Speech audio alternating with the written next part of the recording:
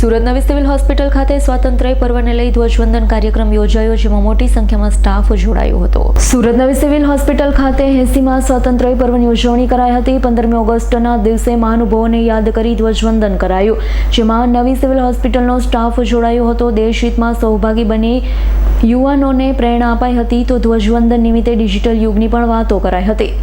સ્વાતંત્ર્ય દિવસ નિમિત્તે દેશભક્તિના ગીત ગવાયા હતા. નવી સિવિલ હોસ્પિટલ નર્સિંગ સ્ટાફ અને મેડિકલ સ્ટુડન્ટ સહિતનો સ્ટાફ હાજર રહ્યો હતો. દર્દીઓને સારી ટ્રીટમેન્ટ મળે તે પ્રકારનો આશ્વાસન પણ અપાયું હતું. આમ નવી સિવિલ હોસ્પિટલ ખાતે સ્વાતંત્ર્ય પર્વની ઉજવણી કરવામાં આવી હતી.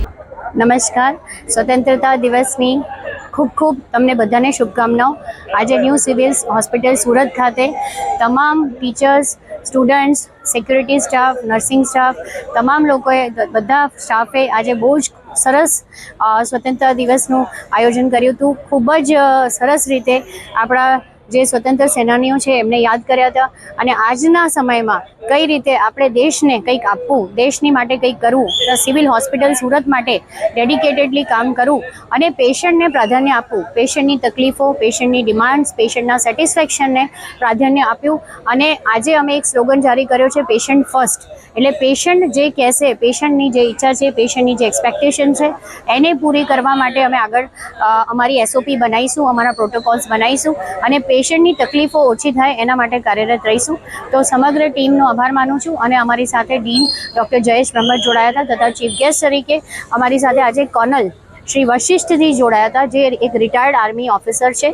અને સાથે સાથે અમારા retired dean doctor Vajpayee sir, doctor વિકાસબેન દેસાઈ તથા ડૉક્ટર પ્રહલાદ રાય સર તથા અન્ય ફેકલ્ટીઝ અને HODs તમામ લોકો જોડાયા હતા. અને 40થી 50 સ્ટાફ, જેમ કે ઓફિસ સ્ટાફ છે, નર્સિંગ સ્ટાફ છે, સફાઈ કામદાર છે, સિક્યુરિટી સ્ટાફ છે, IT સ્ટાફ છે, એ તમામ લોકોનું સન્માન કરવામાં આવ્યું છે. જે લોકો સિવિલ હોસ્પિટલને રોજ કામગીરી કરતા હોય અને આજે સિવિલ હોસ્પિટલમાં 1500 પેશન્ટ દાખલ છે, એ પેશન્ટ્સ માટે નાની વસ્તુઓનું જે કામ કરતા હોય એ તમામ લોકોને આજે સન્માનિત કરવામાં આવ્યા હતા. ફરીથી સ્વતંત્રતા દિવસની ખૂબ શુભેચ્છાઓ. Bureau report, S9 news, Surat. અમારી તમામ માહિતીથી અપડેટ રહેવા માટે જોડાયેલા રહો S9 ન્યૂઝ સાથે.